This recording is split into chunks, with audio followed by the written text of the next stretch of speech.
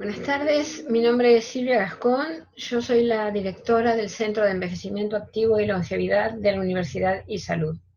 En primer lugar, quiero agradecer muchísimo a los organizadores por esta invitación, eh, ya que, bueno, para mí es un honor formar parte de un congreso organizado por el Hospital Italiano de La Plata. Soy platense, así es que conozco muy bien del prestigio de esta institución y de todos aquellos que conforman su equipo profesional y directivo. Así que muchísimas gracias.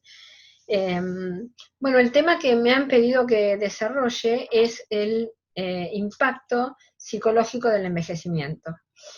En realidad debo decirles que cada vez que abordo alguno de estos temas, en general lo hago desde otro punto de vista, que es más vale el impacto del envejecimiento en las familias, en las personas, en el sistema social, en el sistema de salud, etcétera. De todas maneras, bueno, como siempre, esto es un nuevo desafío y quiero decirles por qué me parece tan importante que se aborde el tema del envejecimiento. En realidad, porque en la historia de la humanidad siempre ha habido personas longevas, siempre ha habido viejos, pero lo que han envejecido ahora son las poblaciones. Si ustedes miran este mapa, es un mapa hecho sobre el porcentaje de personas mayores de 60 años sobre la población total, y que es la forma de medir el envejecimiento poblacional.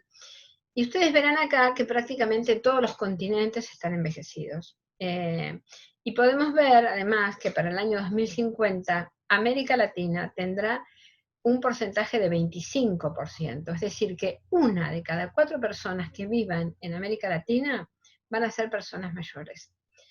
En Argentina, particularmente, el proceso de envejecimiento empezó a mediados del siglo pasado, y ustedes ven esta pirámide de población que nos muestra ya un proceso de envejecimiento, no solo desde la base de la pirámide, es decir, menos niños, menos fecundidad, menos natalidad, eh, y, sino que también tenemos un envejecimiento desde la cúspide de la pirámide.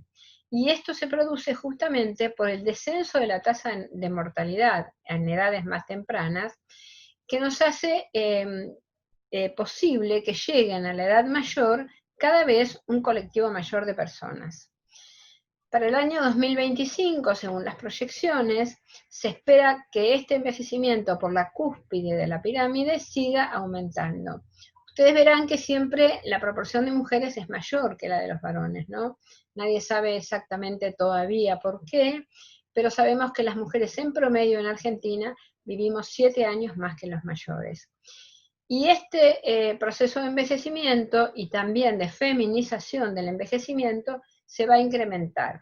Esto lo estamos viendo ahora en la pirámide del año 2050, que nos muestra realmente ya le tendríamos que sacar el título de pirámide porque casi que es un cuadrado, ¿no?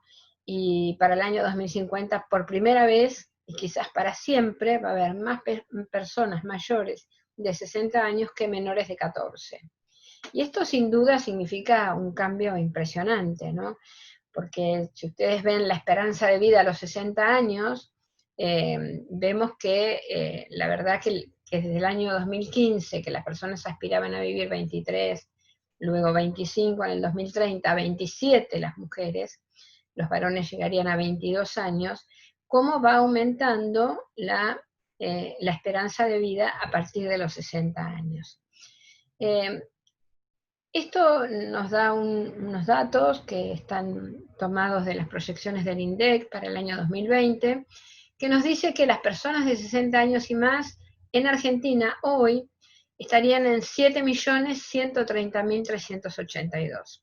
Esto significa el 15.71 de la población total. En el mapa que vimos antes hablábamos de que se dice que una población está envejecida cuando más del 10% de su población tiene más de 60 años. Argentina ya tiene el 15.71.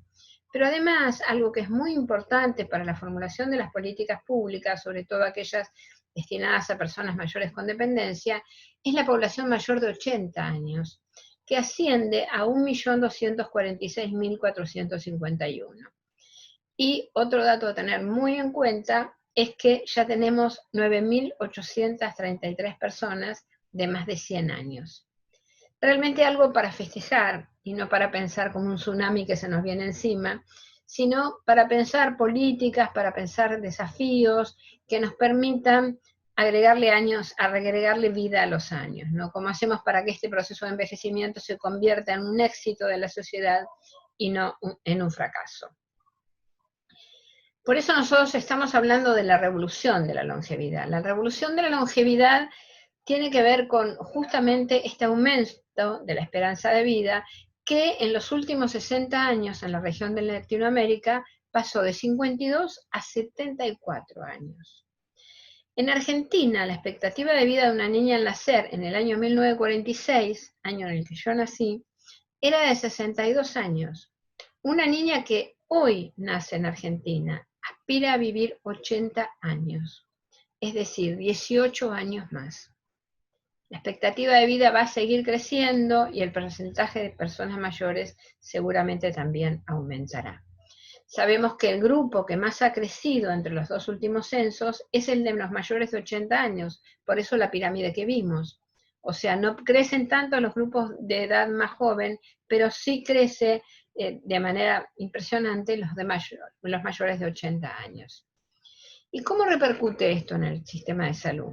Bueno, las personas van a vivir más años, pero también vamos a vivir más años con enfermedades o con discapacidades. Por lo tanto, se van a requerir servicios más costosos, durante más tiempos y más complejos. Los servicios que llamamos servicios de larga duración, justamente es porque una vez que aparecen enfermedades crónicas que suelen traer enfermedades o problemas de discapacidad, suelen requerir servicios que se requieren hasta el último día de vida. O sea, una vez que uno necesita un bastón o una silla de ruedas o un apoyo domiciliario de cualquier tipo, seguramente ustedes saben que estas son enfermedades que no se curan, pero sí se cuidan. Y bueno, estos son justamente los servicios que van a aumentar y que requerirán, sin lugar a dudas, recursos humanos capaces de entender el proceso de envejecimiento. El envejecimiento individual, por el contrario, se refiere a la forma como los individuos experimentan el paso del tiempo y su propio proceso de envejecimiento. Nos preguntamos, ¿qué es envejecer? Bueno, envejecer es un conjunto de cambios que se producen a lo largo del ciclo de vida. No es que de un día para el otro envejecemos. Hay algunos que dicen que envejecemos desde el primer día que nacemos. Pero bueno, llega un momento de la vida en el cual se empiezan a sentir, a percibir estos cambios que se producen en el organismo, ¿sí? Algunos dicen que estos primeros cambios se dan alrededor de los 30 años, pero lo cierto es que la edad fijada a los fines de la estadística, etcétera, son los 60 años o los 65 años. ¿Y qué pasa cuando yo me enfrento a esta nueva situación? Que seguramente en muchos casos viene de la mano de la jubilación, o de la abuelidad, o de algunos cambios de la salida de los hijos del hogar, que me dan pautas de que algo se está moviendo, ¿no?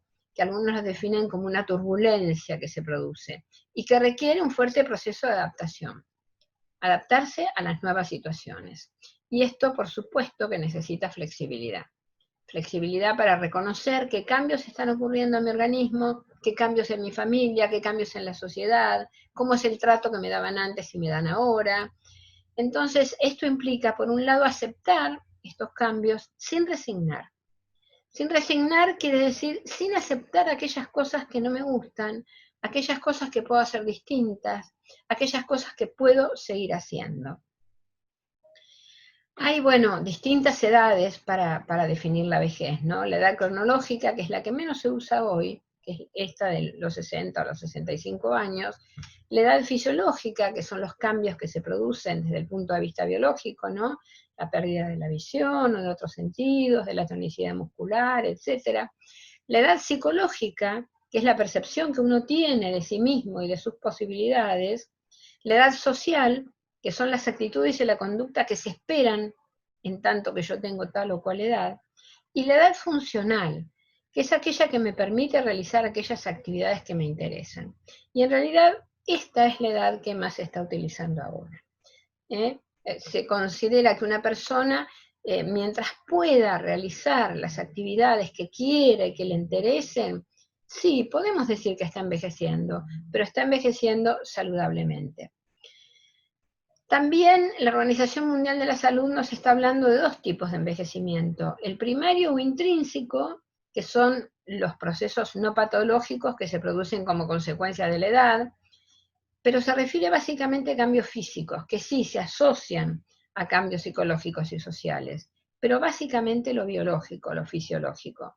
Y a esto se le atribuye solo el 25% de la responsabilidad en los cambios que se dan a lo largo de la vida.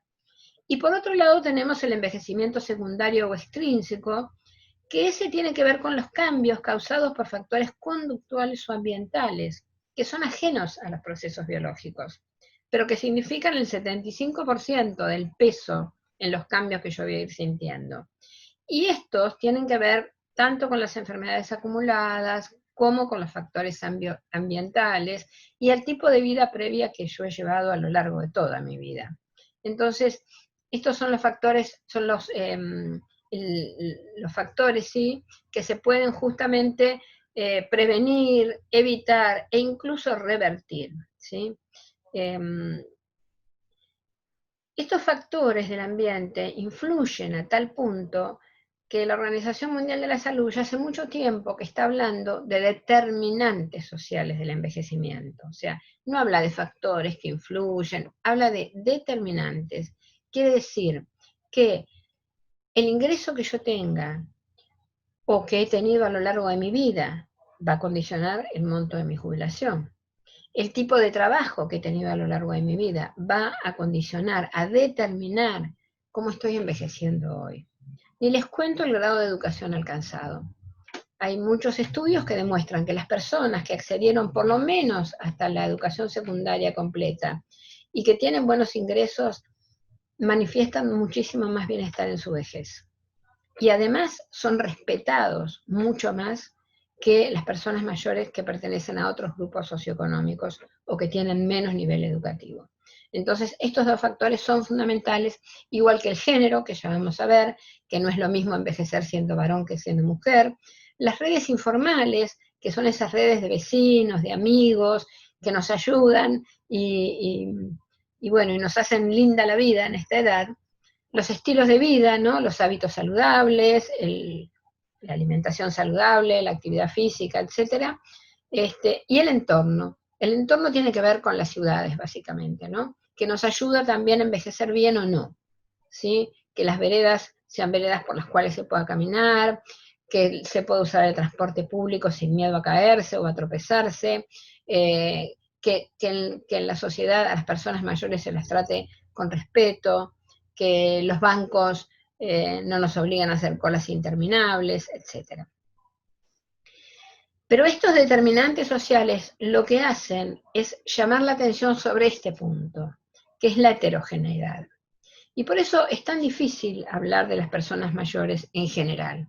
Y por eso también se hace difícil la atención de la salud incluso, porque en los niños de una determinada edad todo es más similar. A una determinada edad aprenden a caminar, luego aprenden a hablar, luego socializan, se enferman de sarampión o de varicela.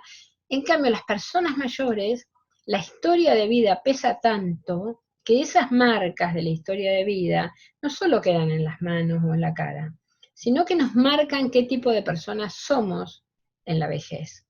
Y por eso es importantísimo reconocer esto, ¿no?, que las personas mayores somos muy diferentes y por eso los gerontólogos hablamos de vejeces y no de vejez. Y entendemos que considerar a las personas mayores como un colectivo conduce a estereotipos negativos que frecuentemente asocian a vejez con enfermedad, pobreza y dependencia. Cuando la mayoría de las personas mayores envejecen saludables, aún con una, dos o tres enfermedades. Envejecen saludables quiere decir que son capaces de autocuidarse, que son capaces de enfrentar riesgos y sobre todo están en condiciones de tomar sus propias decisiones. Recién a partir de los 80 años es cuando vemos que un 30% de las personas mayores empiezan a requerir ayuda para realizar sus actividades de la vida diaria. Sin embargo, la imagen social de la vejez es deficitaria. a tal punto que la gente no sabe ni cómo llamar a las personas mayores. Ahora con la pandemia COVID se vio claramente que ni los funcionarios ni los medios de comunicación encuentran un nombre adecuado. Entonces hablamos de tercera edad, de cuarta edad, de personas envejecidas, de ancianos, de envejecientes, de adultos mayores, de abuelitos, de jubilados, cuando sería tan fácil hablar simplemente de personas mayores, que es como hacemos habitualmente en nuestras familias. Y esto pasa porque vivimos en una sociedad edadista o viejista. En realidad ya hace muchos años Butler y Lewis definieron al viejismo como una concepción peyorativa de alguien basada exclusivamente en su edad cronológica. Y decían que el grupo de adultos mayores es el único grupo discriminado del cual aquellos que discriminan van a formar parte algún día. Si tienen suerte, agrego yo, y llegan a la vejez. Entonces, bueno, marginalizar es una forma de discriminar. Todos estos son prejuicios, estereotipos negativos que hay sobre el envejecimiento, que hace que nadie se quiera poner el cartel de viejo. Y por eso también acuñamos esa célebre frase de viejos son los otros, ¿sí? Y nunca soy yo la persona mayor. Y esto influye, la importancia de estas visiones negativas, estereotipadas, es que según un estudio de la OMS, se verificó que aquellas personas mayores que tenían una percepción negativa de su propio envejecimiento, encontraban más dificultades para vivir y para enfrentar su discapacidad. Y además que vivían en promedio 7 años y medio menos que las personas que tenían una actitud positiva. Así es que miren si es importante tener una visión del envejecimiento que nos diga que es posible envejecer bien, con bienestar, con redes sociales, con redes familiares y por supuesto con un ingreso que nos permita satisfacer nuestras necesidades básicas. Acá tenemos algunos ejemplos, algunos más simpáticos que otros, pero bueno, que son personas que han llegado a la edad mayor con prestigio, con poder, con reconocimiento, etc. Entonces nosotros promovemos desde acá un envejecimiento activo y saludable. Es decir, un envejecimiento como parte de un curso de vida, en el cual se van desarrollando potencialidades, logros, también dificultades y desafíos. Pero sobre todo, esperamos una sociedad que reconozca las contribuciones de las personas de edad, que hacemos todo el tiempo, ¿sí? A través de apoyos económicos, de cuidados, etcétera, y el derecho a seguir incluidos y participando. Ahora bien, el envejecimiento psicológico es el resultado de la acción del tiempo vivido. ¿Cómo lo percibo yo? ¿Cómo percibo sobre mi personalidad el transcurrir del tiempo? El envejecimiento es un momento para repensar la identidad, ¿no? Y esto muchas veces puede producir inseguridad, fragilizar los mecanismos de control, o puede empoderarnos e incentivarnos a buscar nuevas formas de envejecer y nuevos proyectos. Por eso decimos que en este repensar la identidad es importante tener en cuenta que nunca es tarde, que siempre hay oportunidades, siempre hay una segunda, una tercera oportunidad para elegir una vocación, para volver a enamorarnos, para hacer cosas que nunca habíamos pensado antes. Y por eso también el término que ahora está bastante de moda, que es la resiliencia, que es esa capacidad que desarrollamos a lo largo de la vida, después de haber enfrentado situaciones difíciles, para recuperarnos y para seguir adelante. El envejeciente es como un historiador, ¿no? Que recorre su vida y que para eso busca como dos marcas, o tiene dos marcas, ¿no? La de la adolescencia, que es aquella donde con los sueños, ideales y las marcas de la época nos definimos unos objetivos, y la actual, donde hoy tenemos nuevos deseos, aspiraciones y representaciones sociales acerca de nuestro propio envejecer. Pero lo importante es que acá uno revisa lo logrado y lo no logrado. Son tiempos de balances y también son tiempos de pérdidas. Lo más importante entonces es, en primer lugar, la autonomía, que es lo que nos da esa capacidad de decidir sobre nuestras propias vidas, que nunca se pierde. En segundo lugar, las redes de apoyo social, que nos permiten vincularnos con los demás y que entre las cuales la familia, sin lugar a dudas, juega un rol fundamental. Es está bien que la posibilidad de cuidado y de apoyo de la familia no es la misma que antes, cuando había 6 o 7 hijos para cuidar a una persona mayor que a lo mejor en su vejez vivía 4 o 5 años.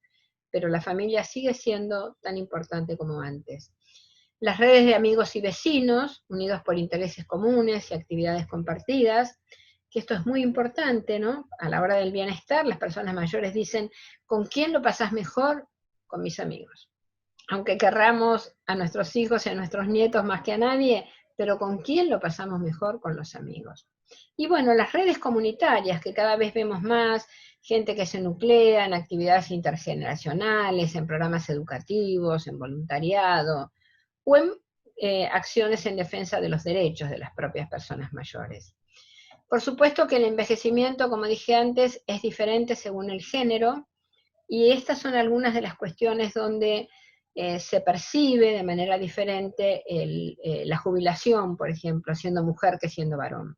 Para el varón, que el mundo del trabajo ha sido siempre el centro de su vida, aunque lo es hoy también para las mujeres en gran parte, de todas maneras las mujeres hemos logrado y hemos construido a lo largo de nuestras vidas redes sociales, desde las mamás de los compañeritos de nuestros hijos cuando iban a la escuela primaria, hasta hoy, las vecinas o las amigas o las compañeras del curso de computación que empezamos, son redes que tenemos y que después de la jubilación se activan más todavía.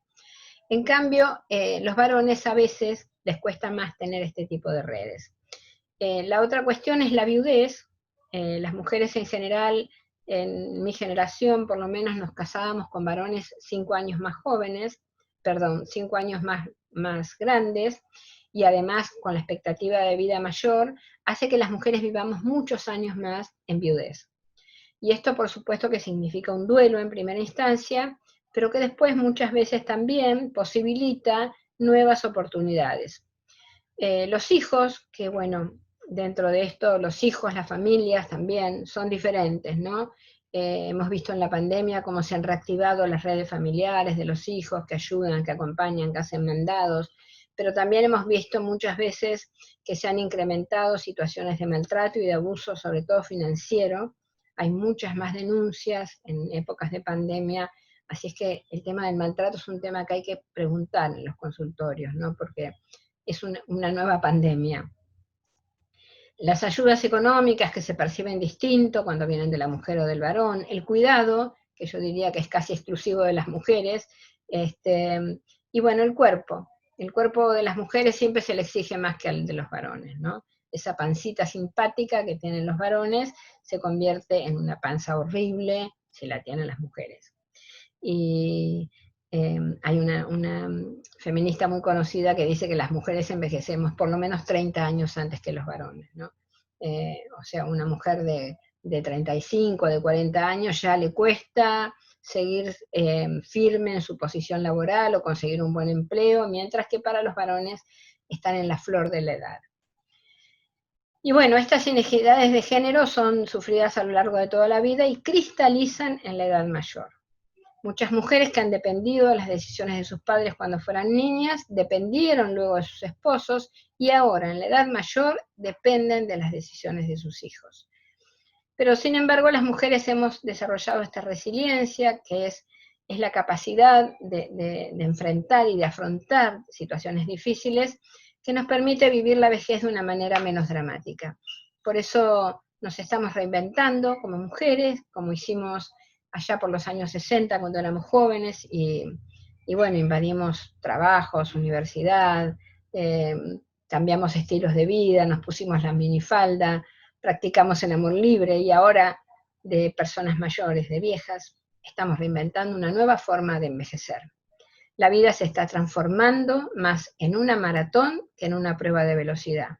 Necesitamos adaptar el paso para este largo recorrido. Muchas gracias.